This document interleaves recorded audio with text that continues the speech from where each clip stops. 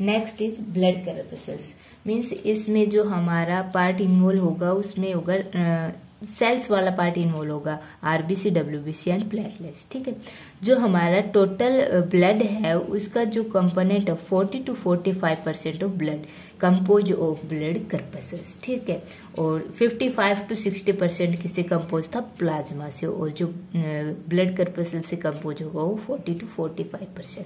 ठीक है, जो ब्लड सेल की परसेंटेज होती है ब्लड में, ठीक है, उसको बोलते हैं हेमेटोकैरेटिक वैल्यू। ठीक है, हेमेटोकैरेट वैल्यू और पैक सेल वॉल्यूम। ठीक है, और ये जो वॉल्यूम एस्टिमेट की जाती है एक इंस्ट्रूमेंट से और उसको बोलते हैं विंट्रोब ट्यूब। ठीक है, जो हमारे टोटल ब्लड है उसका 40 to 45% ब्लड कर्पसेल्स होती हैं, और जो परसेंटेज ब्लड सेल की उसको हेमेटोकैरेटिक वैल्यू या पैक सेल वॉल्यूम कहा जाता है। और ये किससे एस्टिमेट की जाती है, एक इंस्ट्रूमेंट से, और उसको बोला जाता है वेंट्रोब्स ट्यूब। ठीक है, 3 टाइप की ब्लड कर्पसेल्स प्रेजेंट होती है, RBC red blood cell, WBC white blood cell and platelets.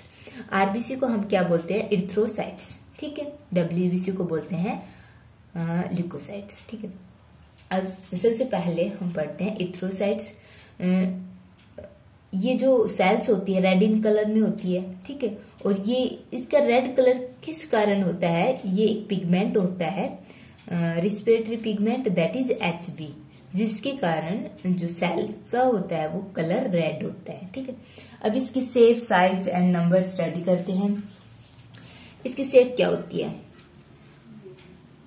सभी वर्टिब्रेट्स में, ठीक है, और एक्सेप्ट मैमल्स को छोड़कर सभी वर्टिब्रेट्स में जो इरिथ्रोसाइट्स होते हैं वो ओवल होते हैं, biconvex and nucleated, means nucleus present होता है, बाइकन्वेक्स इन शेप होते हैं एंड ओवल।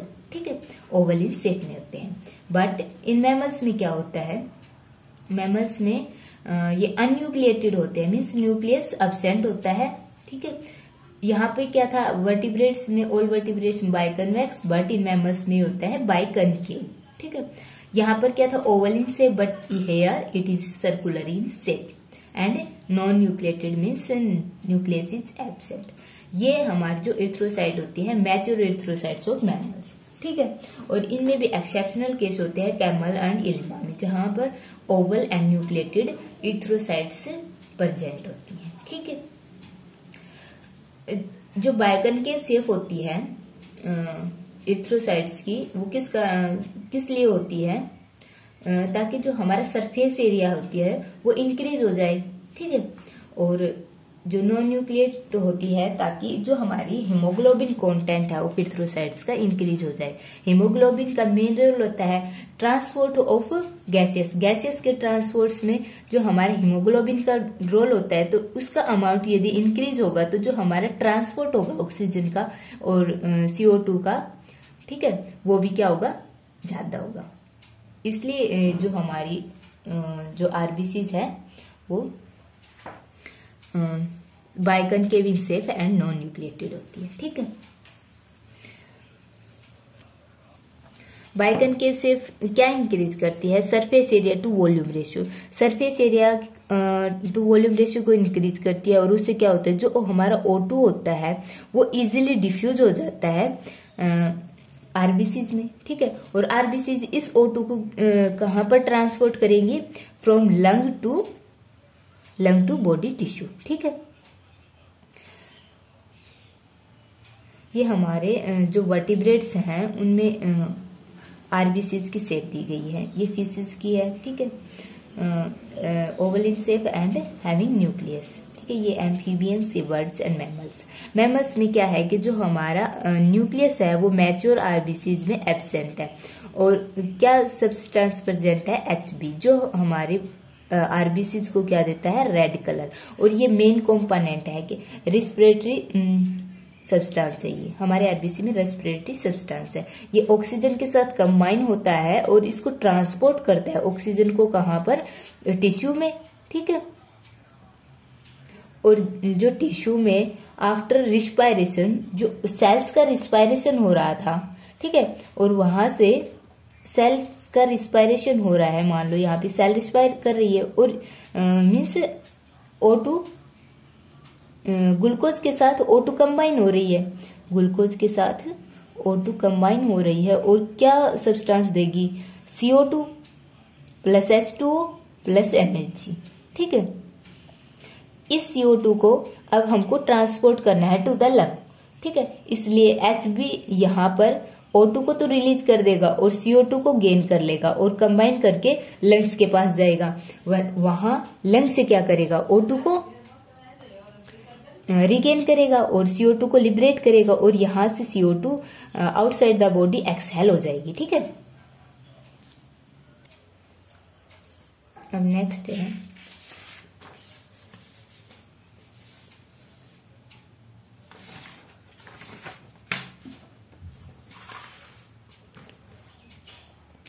जो हमारी ह्यूमन आरबीसी रहती है उसका साइज क्या है। ठीक है, इसका डायमीटर 7.5 माइक्रो है। ठीक है, और 2 micrometre in thick near the rim के पास ये 2 माइक्रोमीटर थिक है और जो हमारा सेंटर है वहां पर ये 1 माइक्रोमीटर थिक है।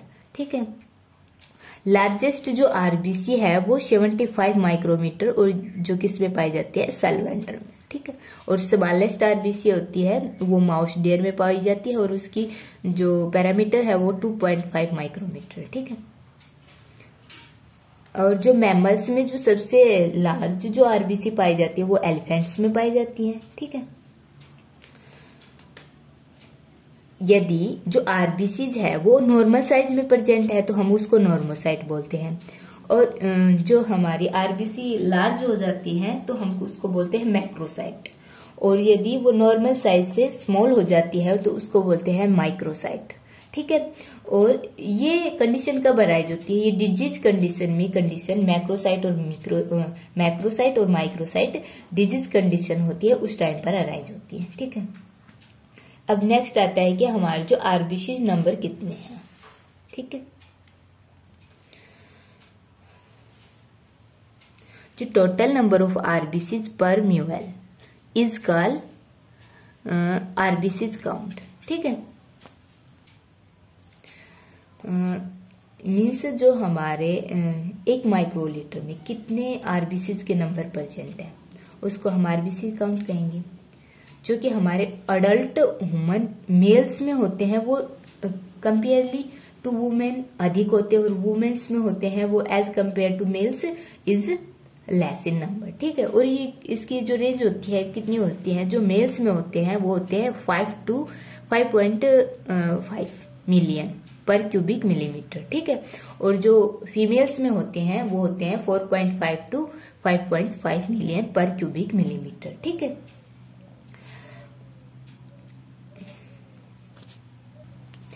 जिस इंस्ट्रूमेंट से हम जो आरबीसीज का काउंट मेजर करते हैं उस इंस्ट्रूमेंट को कहा जाता है हेमेटोसाइटोमीटर।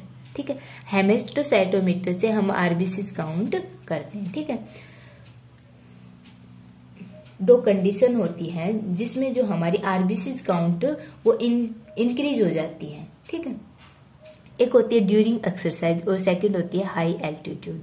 ठीक है, ड्यूरिंग एक्सरसाइज क्या होता है, एक्सरसाइज के दौरान हमको हाई एनर्जी की रिक्वायरमेंट होती है। ठीक है, हाई एनर्जी की रिक्वायरमेंट होती है और हाई एनर्जी की रिक्वायरमेंट कैसे कंप्लीट होगी, हम इसको मीन्स जो रिस्पिरेटरी सब्सटेंस प्रेजेंट है मीन्स ग्लूकोज, ठीक है, and other carbohydrate like fructose maltose, ठीक है, जो भी प्रेजेंट है हमारे रिस्पिरेटरी सब्सटेंस उनका ब्रेक डाउन हो। ठीक है, break down of respiratory substance, break down of respiratory substance. और इनका ब्रेकडाउन कैसे होगा, यदि हम O2 का कंजम्पशन इंक्रीज कर दें। ठीक है, O2 का कंजम्पशन इंक्रीज कर देंगे तो हमारा इनका ब्रेकडाउन जल्दी जल्दी होगा। ठीक, इससे क्या होगी, मोर एनर्जी रिलीज होगी। ठीक, और इससे हमारी जो एनर्जी की रिक्वायरमेंट है वो कंप्लीट होगी। अब O2 का कंजम्पशन कैसे इंक्रीज कर सकते हैं कि जो हमारा Hb है, ठीक है, जो आरबीसीज में प्रेजेंट है वो मोर ऑक्सीजन के साथ कंबाइन हो। ठीक है, मीन्स हमको Hb कंटेंट इंक्रीज करना पड़ेगा। ठीक है,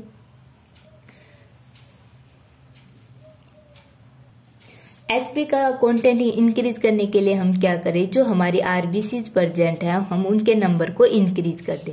यदि हम आरबीसीज के नंबर को इंक्रीज कर देते हैं तो हमारा एचबी कंटेंट भी इंक्रीज हो जाता है। एचबी कंटेंट इंक्रीज हो रहा है तो जो हमको O2 मिल रही है एचबी के साथ कॉम्बिनेशन में, उसका भी नंबर इंक्रीज हो रहा है। मीन्स O2 जो मिलेगी टिश्यूज को वो भी इंक्रीज हो जाएगी, ठीक है। और वहां पर जो टिश्यूज में रिस्पिरेटरी सबस्ट्रेट है उनका ब्रेकडाउन होगा तो एनर्जी की रिक्वायरमेंट कंप्लीट होगी। इसलिए जो ड्यूरिंग एक्सरसाइज हमारा आरबीसीज काउंट इंक्रीज हो जाता है, ठीक है। सेकेंड होता है कि हाई एल्टीट्यूड, ठीक है। हाई एल्टीट्यूड भी जो आरबीसीज का काउंट होता है वो इंक्रीज हो जाता है। क्यों हो जाता है? क्योंकि हाई एल्टीट्यूड पर जो पार्शियल प्रेशर ऑफ O2 का होता है वो लो होता है, ठीक है। इसलिए हम जो ज्यादा ऑक्सीजन को कंज्यूम करने के लिए, मीन्स ज्यादा ऑक्सीजन को इनहेल करने के लिए हम आरबीसीज का काउंट इंक्रीज हो जाता है, हमारे आरबीसीज का काउंट इंक्रीज हो जाता है, ठीक है। अब कंडीशन आती है कि जो आरबीसीज का जो काउंट होता है वो डिक्रीज क्यों होता है। एक तो कंडीशन होती है हेमोलाइसिस, मीन्स जो आरबीसीज का क्या हो रहा है, ब्रेकडाउन, ठीक है, breakdown of RBCs, haemolysis and haemorrhage. Haemorrhage एक डिजीज कंडीशन होती है जिसमें क्या होता है, ब्लड लॉस, ठीक है। इससे जो हमारे जो आरबीसीज का काउंट वो हो जाता है डिक्रीज, और इस कंडीशन को क्या कहते हैं, एनीमिया, ठीक है। अब दो टाइप का एनीमिया होता है, एक तो होता है मेगाब्लास्टिक एनीमिया और एक होता है एप्लास्टिक एनीमिया, ठीक है। जो मेगाब्लास्टिक एनीमिया होता है वो विटामिन B12 की डिफिशियंसी होता है, ठीक है। मीन्स जो हमारे आरबीसीज के मैचुरेशन में विटामिन B12 का रोल होता है और इसकी डिफिशियंसी हो गई तो हमारे जो आरबीसीज का मैचुरेशन होगा वो ठीक से नहीं हो पाएगा, और इससे एक ये डिजीज कंडीशन है और मेगाब्लास्टिक एनीमिया का मीन्स मेगाब्लास्टिक एनीमिया क्रिएट होगी, ठीक है। सेकेंड होता है एप्लास्टिक एनीमिया। जो एप्लास्टिक एनीमिया होता है ये जो हमारे इर्थ्रोपोइसिस होते हैं, मीन्स फॉर्मेशन ऑफ आरबीसीज की फॉर्मेशन में जो भी डिफिशियंसी मीन्स जो डिप्रेशन आ जाता है उसके कारण से जो एनीमिया क्रिएट होता है उसको बोलते हैं एप्लास्टिक एनीमिया। यदि हमारा आरबीसीज का काउंट जो नॉर्मल काउंट से इंक्रीज हो जाता है तो उसको बोलते हैं पॉलीकाइथीमिया, ठीक है। नेक्स्ट है जो हमारी आरबीसीज होती है उनका कलर क्या होता है। जो हमारी सिंगल आरबीसीज होगी तो वो येलो कलर इन अपीयरेंस होगी, ठीक है। बट जब अमाउंट इंक्रीज हो जाती है तो ये रेड अपीयरेंस देती है, ठीक है।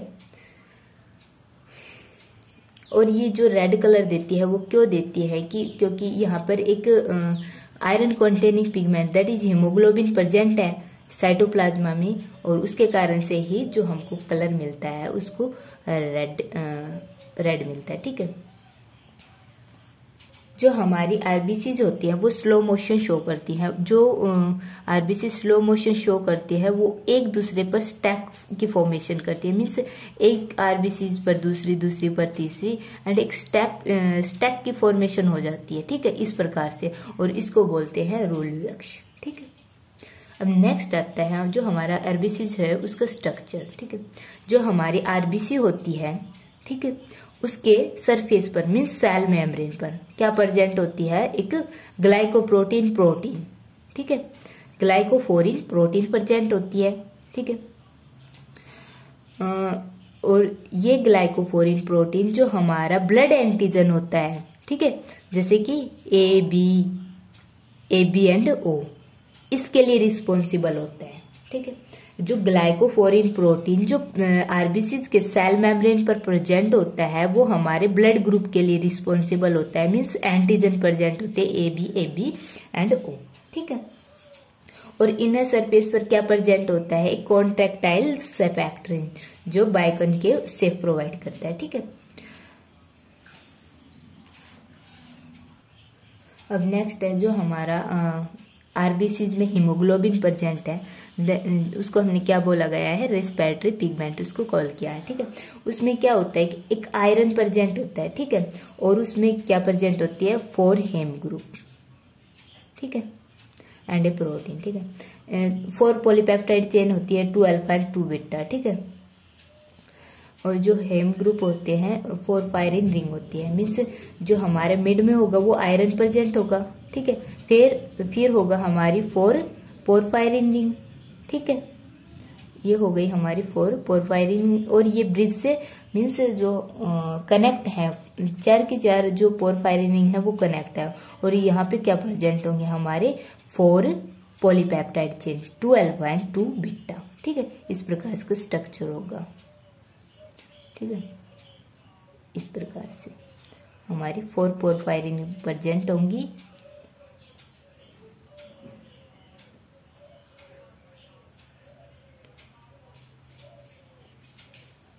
और ये कनेक्ट होंगी 4 की 4, ठीक है। और इनके साइड में जो होगी हमारी पॉलीपेप्टाइड चेन प्रेजेंट होगी, जिसमें 2 alpha and 2 beta polypeptide chain होगी, ठीक है। अब जो अमाउंट ऑफ हीमोग्लोबिन प्रेजेंट पर 100 ml ऑफ ब्लड, उसको कहेंगे हम हीमोग्लोबिन काउंट। जो अमाउंट 100 ml ब्लड में प्रेजेंट होगी हीमोग्लोबिन की जो अमाउंट, उसको बोलेंगे हीमोग्लोबिन काउंट। और इसको हेमेटोमीटर से काउंट किया जाता है, ठीक है। जो वुमेन्स में हीमोग्लोबिन का काउंट होता है वो कम होता है एज कम्पेयर टू मेंस, ठीक है। इस वुमेन्स में कितना होता है 12 + 2, ठीक है, ग्राम %। और जो मेल्स में होता है वो होता है 14.5 + 2 ग्राम %, ठीक है। जो हमारी आरबीसी जो होती है, इनका जो लाइफ स्पेन होता है वो कितना होता है, इनका लाइफ स्पेन होता है 120 डेज, ठीक है। और जो इनकी फॉर्मेशन में कितने टाइम लगता है, लगभग 72 आवर्स इनके फॉर्मेशन में टाइम लगता है, ठीक है। और जो हमारा आरबीसी है उनकी शॉर्ट लाइफ क्यों है, 120 डेज क्यों है, क्योंकि जो न्यूक्लियस एब्सेंट होता है इनमें, ठीक है। जो सेल्स जो हमारी आरबीसी जो होती है उनमें न्यूक्लियस एब्सेंट होता है, endoplasmic reticulum means ER absent होता है, राइबोसोम एब्सेंट होता है, माइटोकॉन्ड्रिया एब्सेंट होता है, ताकि जो हमारा एचबी का कंटेंट है वो इंक्रीज हो सके, ठीक है। और जैसे ही सेल ओल्ड होती है तो इसका क्या होता है, डिस्ट्रक्शन होता है। और ये डिस्ट्रक्शन कौन करता है, रेटिको एंडोथेलियल सेल, ठीक है। Liver, spleen and bone marrow, जो रेटिको एंडोथेलियल सेल होती है वो इसका डिस्ट्रक्शन करती है, ठीक है। उसके बाद डिस्ट्रक्शन होगा तो हमको क्या मिलेगा, आरबीसी का जो प्रोटीन है प्लस हीमोग्लोबिन, ठीक है। हीमोग्लोबिन का हेमोलाइसिस होगा तो क्या मिलेगा, हेमोसाइडिन और बायरूबिन और बायवर्डिन, ये हमारा स्टोर हो जाएगा, ठीक है। एंड फर्दर यूज होगा, और जो बायरूबिन और बायवर्डिन होगा वो एक्सपेल हो जाएगा आउट थ्रू फीकल मैटर के साथ एक्सपेल हो जाएगा। और जो आयरन होगा वो लीवर में एज ए फेरेटिन कॉम्प्लेक्स की फॉर्मेशन करके स्टोर होगा, ठीक है। जो हीमोग्लोबिन है मीन्स हीमोलाइसिस का रेट क्या है, 2.5 मिलियन पर सेकेंड, ठीक है। नेक्स्ट टॉपिक है कि जो हमारे आरबीसीज हैं उनकी फॉर्मेशन कैसे होती है, ठीक है। जो हमारी आरबीसीज हैं उनकी फॉर्मेशन के प्रोसेस को हम बोलते हैं एरिथ्रोपोइसिस, ठीक है। और जिन ऑर्गन में इनकी जो फॉर्मेशन होती है उनको बोलते हैं एरिथ्रोपोइटिक ऑर्गन, और ये कौन से होते हैं, बोन मैरो, स्प्लीन, ठीक है।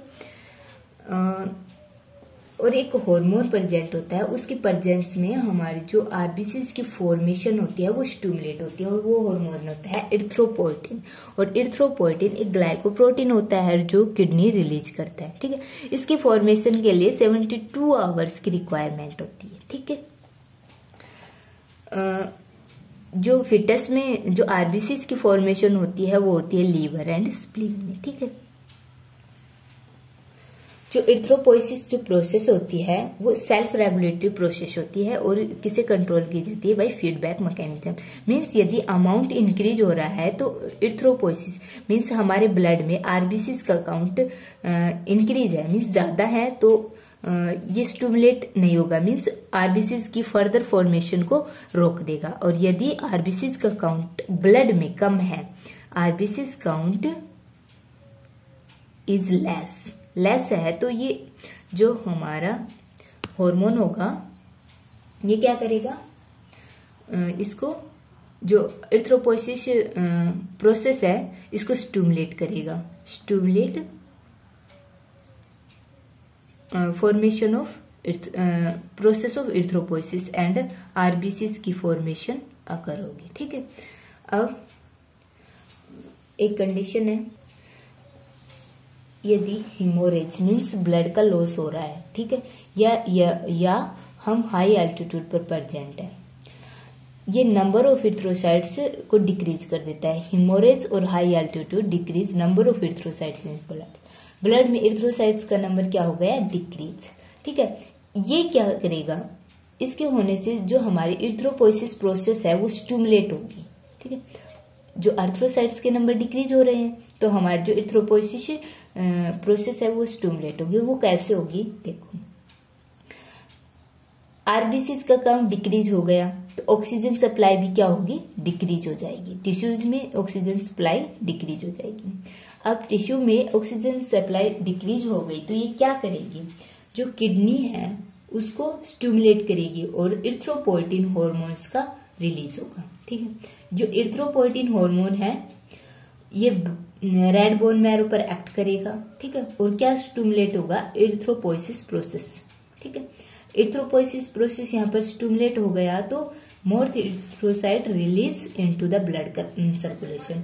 ठीक है, बोन मैरो से जो आरबीसीज हैं वो ब्लड सर्कुलेशन में एंटर कर जाएंगी। मीन्स जो हमारी आरबीसीज का काउंट है वो इंक्रीज हो गया। ठीक है, और ये क्या करेगा, आरबीसीज का काउंट इंक्रीज हो गया तो मोर ऑक्सीजन की सप्लाई करेगा टू बॉडी टिश्यू।